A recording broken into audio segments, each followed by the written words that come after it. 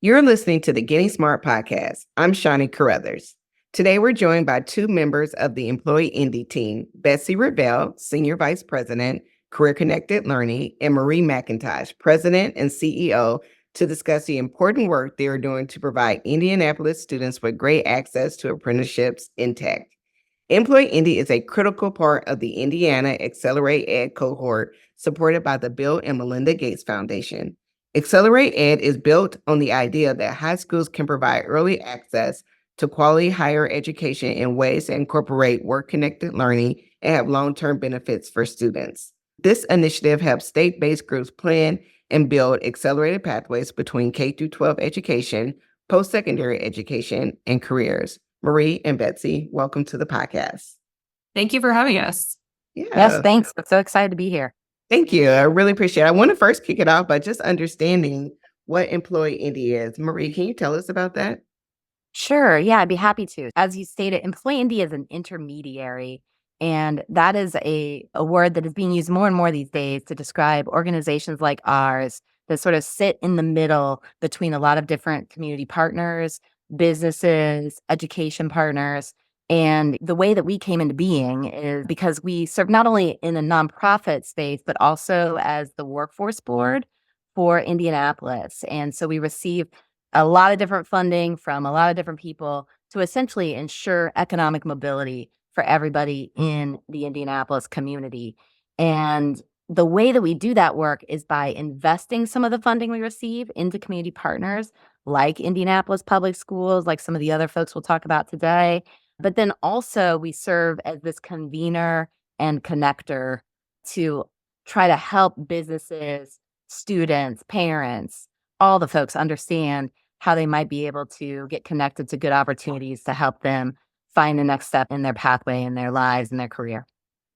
And as an intermediary, because you said that there are more and more coming on the educational landscape, and we know that one of the struggles that sometimes intermediaries have is maybe connecting with the local school district. And so what are some ways that you all did that to ensure that the local school district really understood like the value that you all could bring to the students? It's been a journey, I would say, over more than a decade or two before my time at EmployIndy.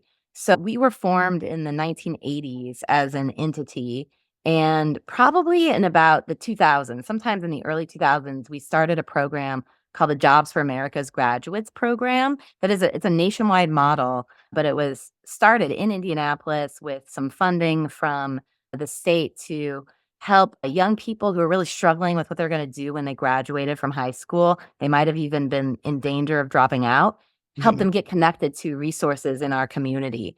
And that initial seed of partnership with just one high school at the time has now today burgeoned into us having relationships with most of the high schools in our community. We have 38 high schools in Indianapolis, and our team is still growing relationships with some of our smaller schools, some of our charter schools, but we are excited about how many more partnerships we have with both public and increasingly even private schools in our community. And speaking of partnership, you all do this work in conjunction with the Accelerate Ed initiative with the Bill and Melinda Gates Foundation. How did that come into play? Yes, that was an exciting opportunity for us. And the way that we learned about it was through our partners, the Education Strategy Group consulting firm. We were doing some work with the New Skills Ready Network project. There are all these projects that are really all centered around creating more equitable pathways for young people in our communities.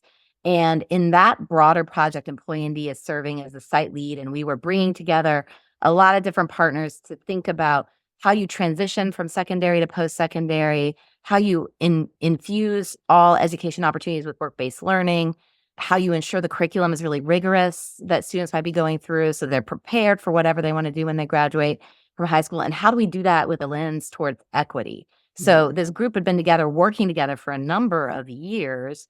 And then this beautiful opportunity came from the Gates Foundation for Accelerate Ed, where we could go deep on a certain pathway and really work on how you create a blueprint for building a new pathway that has all the things we would want to see in it, like the most perfect sort of pathway development that you could expect so that hopefully we can get more young people engaged and getting into better opportunities. Yeah, and before I get into those specific pathways, Betsy, one of the things Marie mentioned was around equitable pathways. How do you define what an equitable pathway is for a learner? Good question. So I think the way that I would define it is it's a pathway that is accessible by all students who want to be a part of it, Mhm. and that they're all made aware of it in ways that are relevant to them. And it's not necessarily focused on the items that would prevent them from being participatory in it. For example, if a pathway would have certain transportation requirements, let's make sure that those supports are in place to make sure those transportation supports are there so they can participate effectively. So it's ultimately peeling back the layers of the onion that would prevent somebody from being successful. So those life things that prevent them from being successful, while positioning the information in front of them in the correct ways. Yeah, and you saying it needs to be personalized and it needs to Mhm. be also pathways that feels relevant to what industry needs. Marie, why, but beyond the ever-changing technology landscape, why IT and cybersecurity? When our team was looking at some of the questions related to this project, Accelerate Ed is about how do you help literally accelerate the education of a young person so that they're achieving hopefully associate's degree, but a lot of credit by the time they're finishing a 13th year, if you will, post high school, right? And when you look at the opportunities that exist in our community, one glaring opportunity is how much demand there is for IT professionals in the coming years. And so we partnered with our friends at TechPoint, another intermediary more focused on economic development in our community. And they have a goal of getting 41,000 tech workers into good jobs in Indiana by 2030. And in fact, we need that many across the state in order to really be able to remain competitive from TechPoint's perspective. And when we looked at the CTE pathways that were happening in high schools, it's very low numbers, very low, less than a couple hundred, I think, at the time. And so it seemed like the perfect opportunity for our team to dive more deeply into an area where we knew we needed to grow a lot. And the goal is to try to get about 3,000 high school students rolling through these pathways across Indiana. And we started small in Indianapolis. And Betsy, is that where the Indy Modern Apprenticeship Program now comes in order to begin to provide those links and the opportunity for students to try things? Yeah, so I think that there's two things that come into that space specifically. So the first is our work-based learning continuum called Talent Bound, which is our employer-facing career-connected learning intermediary strategy. So how we help businesses be ready to actually participate in work-based learning activities and meeting them where they are in that process, because not all businesses are ready to do that. So we've really defined that down into 12 different steps within the continuum, defining it in things such as a talent talk or coming in providing mock interviews for a day so that we can pull businesses through that space so they can be stronger partners as we get into the more intensive work-based learning activities like modern apprenticeship. The cybersecurity pathway and blueprint were being built the same time as we were building the modern apprenticeship pilot. With the pilot, we focused primarily on industries as business, IT, healthcare, and the like. And so as the IT pathway was being built, we were setting up the structures of modern apprenticeship so that as students got to the point that they were eligible to apply for the modern apprenticeship program, they would be within the pathway. They would understand what type of role they would potentially want to be a part of so we could overlay the two between each other. One of the Accelerate Ed pathway schools is Indianapolis Public Schools. They're one of our core partners, and they support that cybersecurity pathway. And so over the next year, their students will be they'll be far enough along in their program that they will be able to start applying for the apprenticeship program or requesting other work-based learning activities such as internships and the like. Can you speak to the student experience that they've been having so far in the apprenticeship program? Certainly. Our apprentices, they have a 3-year experience that starts in their junior year of high school. They are an employee of the participating company on day one of their apprenticeship. So the employers hold responsibility and accountability to providing a good experience for those students. So starting their junior year, they're doing the initial year of work, a lot of exploration and understanding of the space of work. As they move further along in their apprenticeship, they get to participate in more and more productive work because they've built their skill sets. They're also securing post-secondary credit and industry certifications through that 3 year.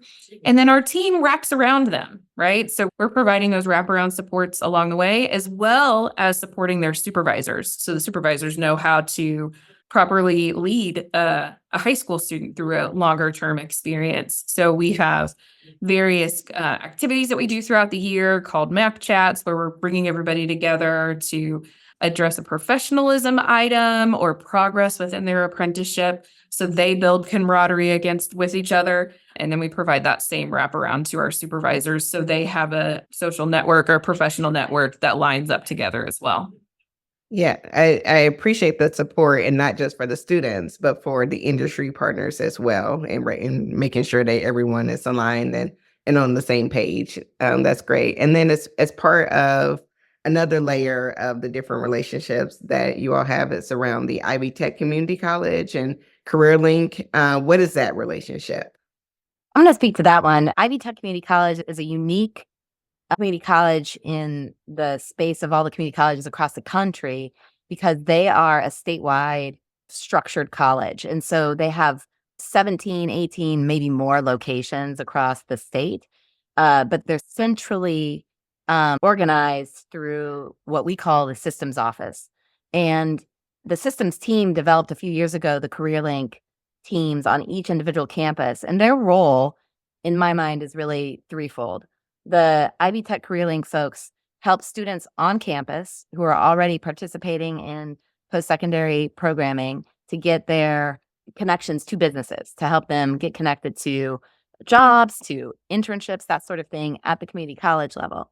They also have teams that go into the high schools, which is where we engage with them and help students understand dual credit and how students can be prepared for the careers that are going to come as a result of whatever they're studying. And the third way that they're involved is that they engage a lot of businesses to do a variety of different activities for the good of the entire community. But the way that they involve us the most is with bringing students to, in the high school space, helping the students to better understand their options for careers as they look past high school into their transitions to post-secondary. I think we've had something like almost 30% increase, I think, in the number of students going after dual credit and really making it easier for them to understand how that could be packaged together to get a credential more quickly that is relevant in the workforce. Yeah, and Marie, as it relates to what you're just talking about with Ivy Tech Community College and CareerLink, and then Betsy, as you were talking about the Indy Modern Apprenticeship Program, is there like a story that sticks out to either you all that is like something you'll never forget that a student was able to experience as a result of either of those connections? I mean, the one that comes to mind for me is recent. Betsy may have her own, but there's this young man who, Akinwale, he's a great example of what's possible with all of our partnerships. He was an IPS student who graduated, and during the course of his high school career, he did the Modern Apprenticeship Program in IT, supporting IPS, like supporting Indianapolis Public Schools with all of their IT systems. So helping with just help desk support and with getting paid to do that. He is gaining some experience, gaining some credits with the different dual credits he was taking for learning about IT.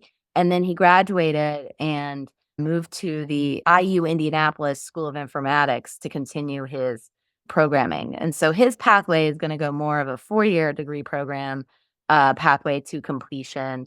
But we don't believe with a lot of these students we've worked with that without the intervention of MAP, without him being a part of that apprenticeship program, he might never have found his way into IT and into that School of Informatics. And we shared that story with our community and TechPoint, back to that big intermediary that does economic development in the IT space. There's a big awards ceremony that they do every year for innovations in the tech space. And Akeem was highlighted in that awards ceremony in the previous year. So we were excited to just start trying to get the word out to the IT community about what's possible and how they can really leverage young talent in new ways.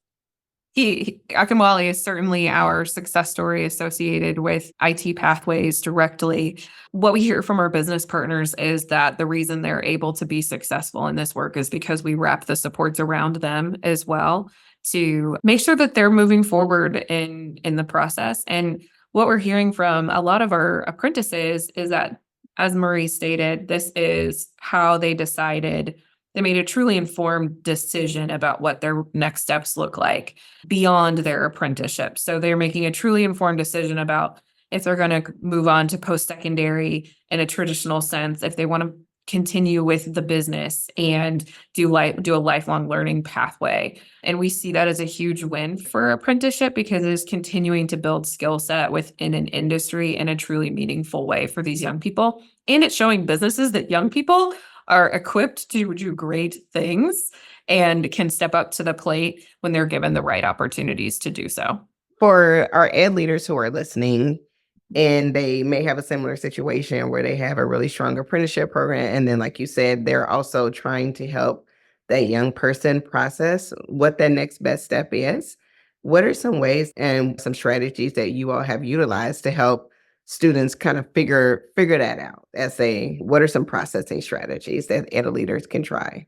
So some of the strategies that we've identified are how we can incorporate the world of work and meaningful exploration early and often so that students are not waiting until high school to even think about what their pathway may look like.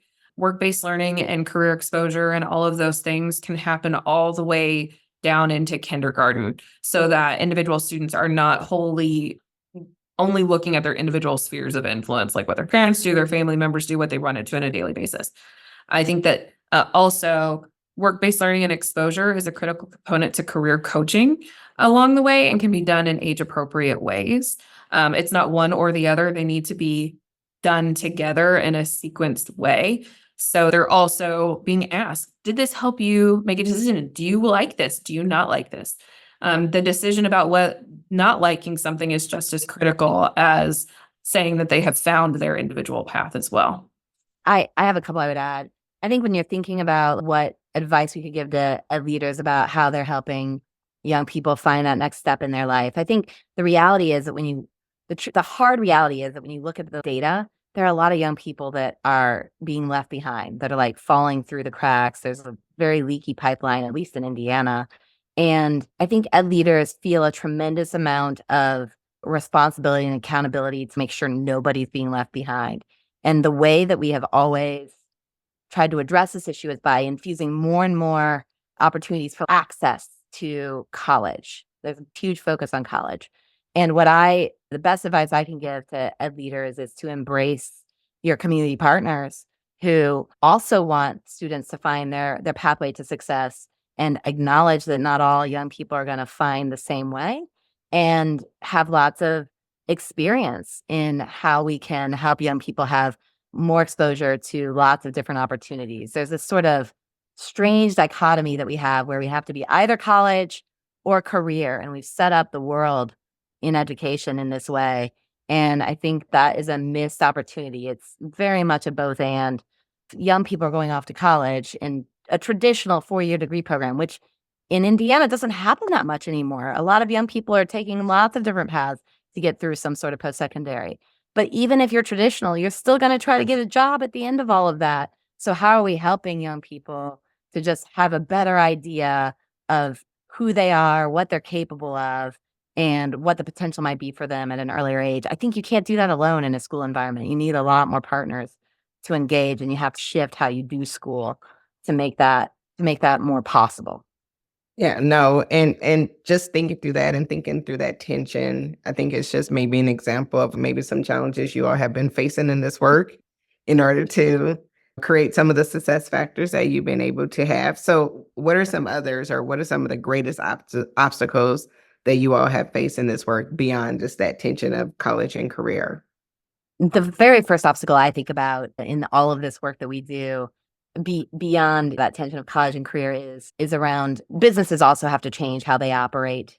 And the way that, in my mind, they have to change how they operate is that they need to be much more thoughtful about the role they play and how they invest in early and career talent and how they look at middle schools, high schools, elementary schools as places where they can build relationships with the different leaders of those schools and the teachers within them to create the potential for more talent to thrive in our community in the long run. So businesses have to have a more defined role, and they have to invest more directly in the pathway programs in order for this to really take off appropriately.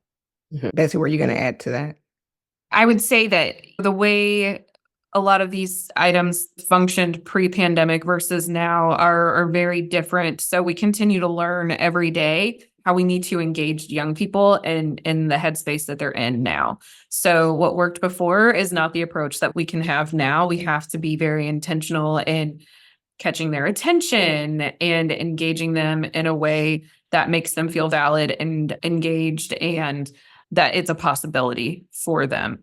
And to Marie's point around the employer readiness component of all of this, there are a lot of businesses who I think they want to be a part of it. They do not know how. They are getting approached by so many different partners.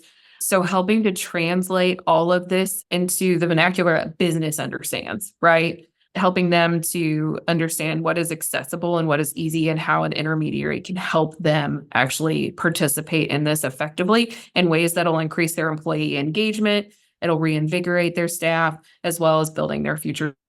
And it sounds, although you all are doing work specifically around Indy as a state, it sounds like that's something that they're thinking of even at the highest levels. And then you all are working together across the landscape to make that happen.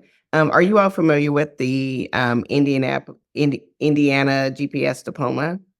Okay, does any of that work, Betsy, kind of spill into the work that you all are doing? And so how do those things work together? Where it lands in the end, we do anticipate an increased need for businesses to participate in career-connected learning structures, strategies, and whatnots. So we have to be prepared for helping the school to plan out what they believe will be a part of that, as well as readying the business community in an effective way. So we're already retooling how we are engaging with business and readying them, thinking about how we can move it faster, move it in a cohort base, all of those sorts of things, because that increased need is going to come into play. And then Marie, what would you like to add? Shawnee, when you were talking about the fact that what are some of the challenges that we see, one of the realities of the work that we do is that it takes years to really see progress in terms of some systems change, right? Cycles of a high school, class is 4, 5, 6 years when you're looking ahead to post-secondary options as well. And if you throw into that shifts in leadership, it made me think about how important it is that you have a consistent plan, regardless of who the leaders are. If entire community members and school districts and business leaders are all on the same page, and then shifts in leadership happen in certain spots, wherever they may be, it doesn't really matter because we all know where we're headed toward. And for me, that is why state policy matters so much, and why some of the work that's happening at the Indiana Department of Education related to rethinking high school diplomas is so important. I think that it's a very hot topic in Indiana at the moment right now. And I commend Dr. Jenner and her team for working to think about how high school should be changing, given how fast the 21st century economies are changing and how fast technology and all the rest is changing, and how much we don't want our students to be falling behind, how much we want them to be on the cutting edge. And one easy way to do that is by making sure that they are engaging with the business community more often rather than less often. But then that's also the hardest thing to do, because that's really just not our culture. And so there's big shifts that have to happen from a lot of different communities in order for the GPS diploma to reach its full potential. Yeah, no, and I appreciate really the way that you walked us through that and just thinking through that. And then, like you said, the need for everyone to be talking to industry and all the different players. And I know that as a result of the work of the state work that's happening in Indiana, they were able to talk to the different parents and industry and determine what are those key characteristics that matter for students. And I know that some of the ones that were named around civic and financial literacy and communication collaboration, things that we want for all learners. So it's great that as a state, you all are thinking about that, and intermediaries are included in that conversation, industries included in that conversation. And Marie, you mentioned different, like the importance of policy. And so as we think about the national policymakers, and any advice that we would give them about this work, about apprenticeship programs, or just creating that seamless integration across the educational landscape to really move work forward, what is some advice that either one of you all would give to those national policymakers? The advice that I would give to national policymakers is that we should be thoughtful about how different agencies are working together, how they are all rowing in the same direction and not duplicative, or even worse, like at odds with one another in terms of some of the policies that might be passed. But I think particularly about like apprenticeships, the U.S. Department of Labor has rule out on apprenticeships.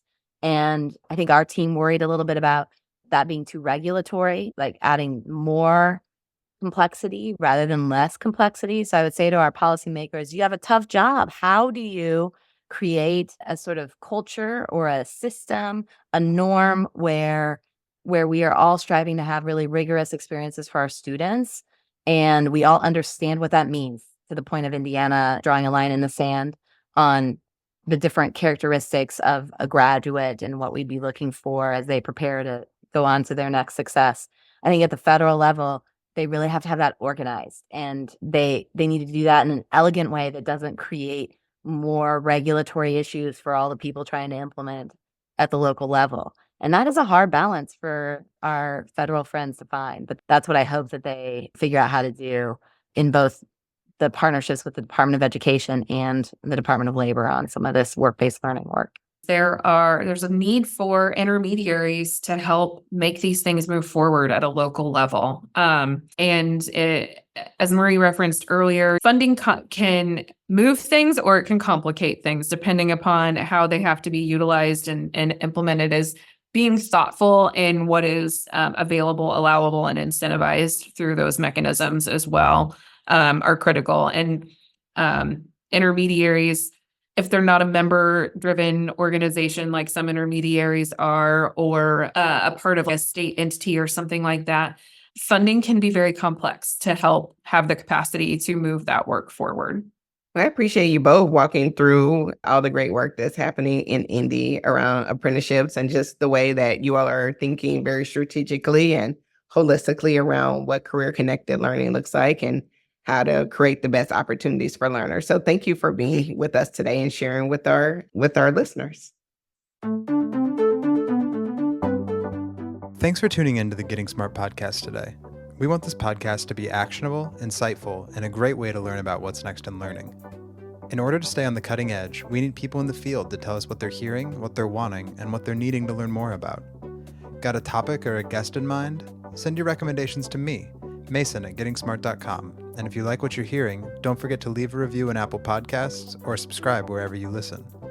Feel free to share the podcast on social media using the hashtag GSPodcasts. Thanks so much.